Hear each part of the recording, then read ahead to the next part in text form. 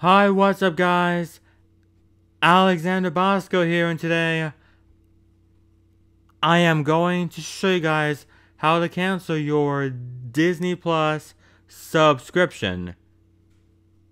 And I'm going to show you guys on how to do it right now if you want to cancel it.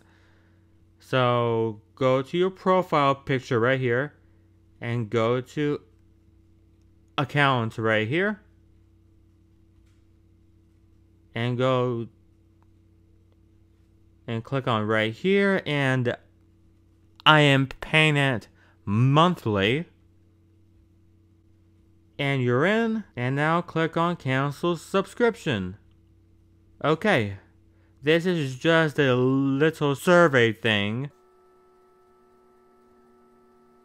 Okay, I am not going to do the survey right here. I am just going to go ahead to continue.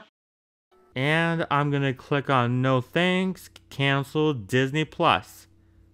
And there you go. And that is how you cancel your Disney Plus subscription. And I hope you guys did enjoy this video. If you did, please make sure to drop a like, a comment, and subscribe for more tutorials in gaming, and more unboxings and reviews, and more Adventure Time plush videos.